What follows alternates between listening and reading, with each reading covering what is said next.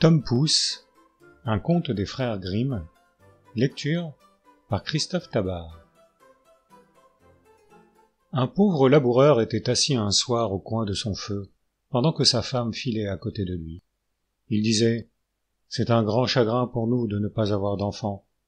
Quel silence chez nous, tandis que chez les autres, tout est si gai, si bruyant. » « Oui, » répondit sa femme en souriant, « dussions-nous n'en avoir qu'un seul, pas plus gros que le pouce, je m'en contenterais, et nous l'aimerions de tout notre cœur. » La femme, sur ces entrefaites, devint souffrante, et au bout de 7 mois, elle mit au monde un enfant bien constitué dans tous ses membres, mais qui n'avait qu'1 pouce de haut. Elle dit : « Le voilà tel que nous l'avons souhaité. Il n'en sera pas moins notre cher fils. » Et à cause de sa taille, ses parents le nommèrent Tom Pouce. Ils le nourrirent aussi bien que possible, mais il ne grandit pas et resta tel qu'il avait été à sa naissance. Cependant, il paraissait avoir de l'esprit, ses yeux étaient intelligents, et il montra bientôt dans sa petite personne de l'adresse et de l'activité pour mener à bien ce qu'il entreprenait. Le paysan s'apprêtait un jour à aller abattre du bois dans la forêt, et il se disait à lui-même : « Je voudrais bien avoir quelqu'un pour conduire ma charrette. »« Père, » s'écria Tom Pouce, « je vais la conduire, moi, soyez tranquille, elle arrivera à temps. » L'homme se mit à rire. « Cela ne se peut pas, dit-il, tu es bien trop petit pour conduire le cheval par la bride. »« Ça ne fait rien, père.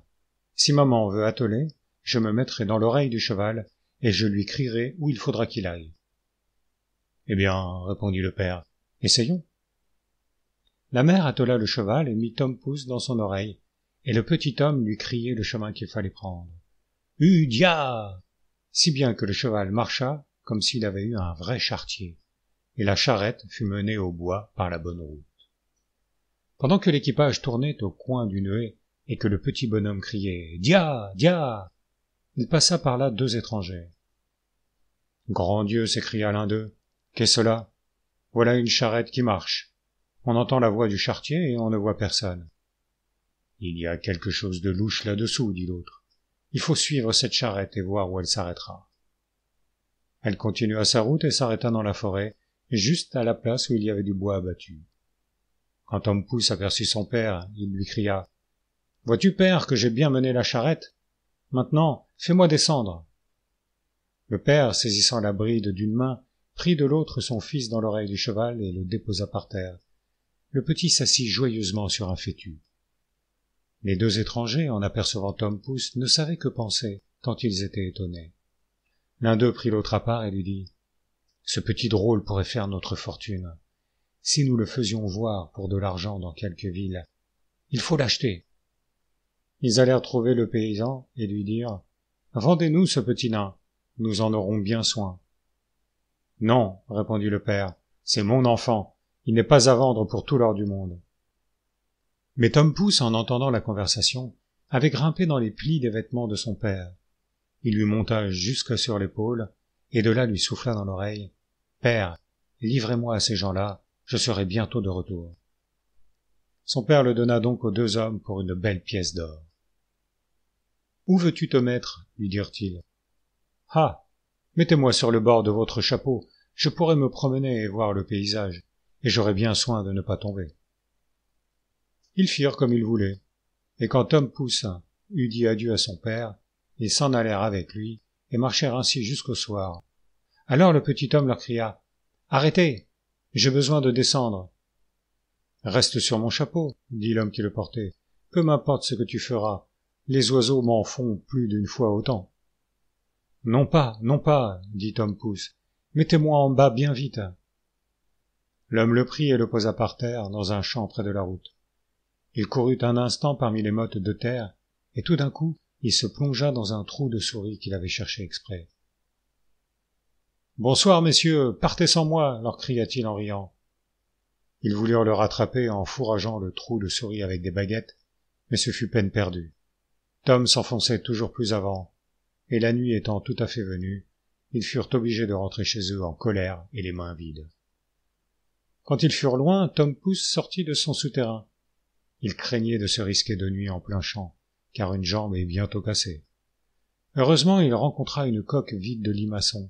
« Dieu soit loué, dit-il, Je passerai ma nuit en sûreté là-dedans. » Il s'y établit.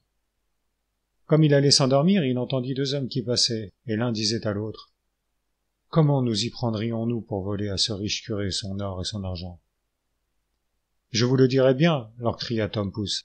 « Qu'y a-t-il » s'écria un des voleurs effrayé. « J'ai entendu quelqu'un parler. » Ils restaient à écouter, quand Tom leur cria de nouveau: « Prenez-moi avec vous, je vous aiderai. »« Où es-tu donc ?»« Cherchez par terre, du côté d'où vient la voix. » Les voleurs finirent par le trouver. « Petit extrait d'homme, lui dirent-ils, comment veux-tu nous être utile ?»« Voyez, répondit-il, je me glisserai entre les barreaux de la fenêtre dans la chambre du curé, et je vous passerai tout ce que vous voudrez. »« Eh bien, soit, dirent-ils, nous allons te mettre à l'épreuve. » Quand ils furent arrivés au presbytère, Tom Pouce se glissa dans la chambre, puis il se mit à crier de toutes ses forces: « Voulez-vous tout ce qui est ici ?» Les voleurs effrayés lui dirent: « Parle plus bas, tu vas réveiller la maison. » Mais, faisant comme s'il ne les avait pas entendus, il cria de nouveau: « Qu'est-ce que vous voulez? Voulez-vous tout ce qui est ici ?» La servante qui couchait dans la chambre à côté entendit ce bruit. Elle se leva sur son séant et prêta l'oreille. Les voleurs avaient battu en retraite. Enfin ils reprirent courage, et croyant seulement que le petit drôle voulait s'amuser à leurs dépens, ils revinrent sur leurs pas et lui dirent tout bas: « Plus de plaisanteries, passe-nous quelque chose. » Alors Tom se mit à crier encore du haut de sa tête: « Je vais vous donner tout, tendez les mains. » Cette fois la servante entendit bien clairement. Elle sauta du lit et courut à la porte. Les voleurs, voyant cela, s'enfuirent comme si le diable eût été à leur trousse. La servante, n'entendant plus rien, alla allumer une chandelle. Quand elle revint, Tom Pouce, sans être vu, fut se cacher dans le grenier au foin. La servante, après avoir fureté dans tous les coins sans rien découvrir, alla se remettre au lit et crut qu'elle avait rêvé. Tom Pouce était monté dans le foin et s'y était arrangé un joli petit lit. Il comptait s'y reposer jusqu'au jour et ensuite retourner chez ses parents. Mais il devait subir bien d'autres épreuves encore, tant on a de mal dans ce monde. La servante se leva dès l'aurore pour donner à manger au bétail. Sa première visite fut pour le grenier au fourrage, où elle prit une brassée de foin, avec le pauvre Tom endormi dedans. Il dormait si fort qu'il ne s'aperçut de rien, et ne s'éveilla que dans la bouche d'une vache qu'il avait prise avec une poignée de foin. Il se crut d'abord tombé dans un moulin à foulon, mais il comprit bientôt où il était réellement. Tout en évitant de se laisser broyer entre les dents, il finit par glisser dans la gorge et dans la panse. L'appartement lui semblait étroit, sans fenêtre, et on n'y voyait ni soleil ni chandelle. Le séjour lui en déplaisait fort, et ce qui compliquait encore sa situation, c'est qu'il descendait toujours de nouveaux foins, et que l'espace devenait de plus en plus étroit. Enfin, dans sa terreur, Tom s'écria le plus haut qu'il put: « Plus de fourrage, je n'en veux plus !»